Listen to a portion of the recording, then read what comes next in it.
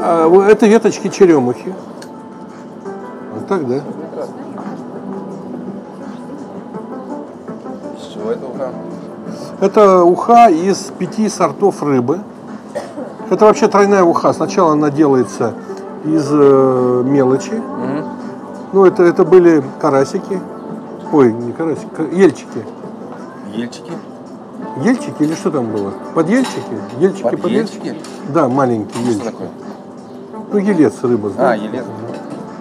Вот, затем, значит, получается юшка, убирается, затем туда кладется, значит, обрезки от муксуна и нельмы, варится все это, затем убирается, затем кладется стерлядка туда, голова, значит, хвост, все это.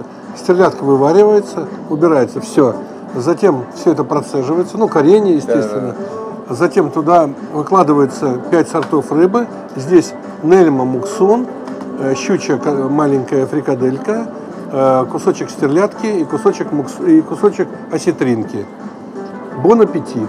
И черемуховый дым. И водка, и черемуховый дым. Да, вот это уха. Уха? Вау. Приуха – это, конечно, наша сибирская натуральная кухня. Вот это икра хариуса сверху. Сейчас, кстати, сезон. Икра хариуса будет у нас еще месяц.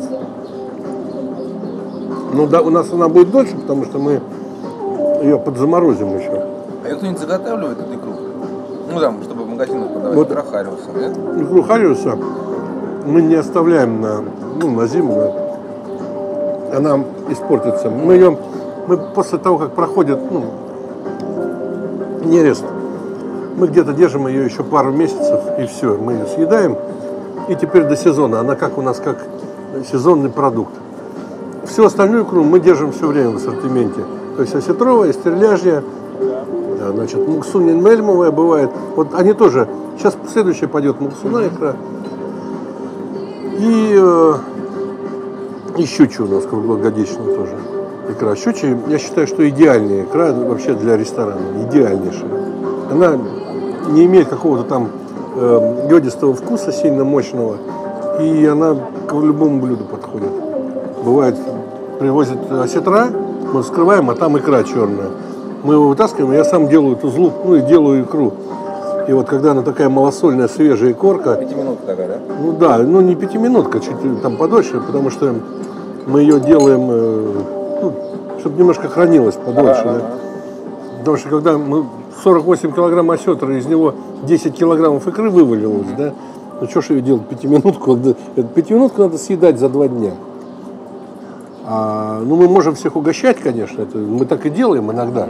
Вот когда идет стерлядка, допустим, и в каждой стерлядке икра, стерляжья, мы ее тут же тузлучим 5-минутку и делаем бутерброды всем бесплатно просто. Вот к ухе там у людей глаза вываливаются. Но она нам бесплатно досталась в этой стерлядке. Вот, но осетровую мы все-таки в заготовке делаем. На медведя я, друзья, на медведя я, друзья.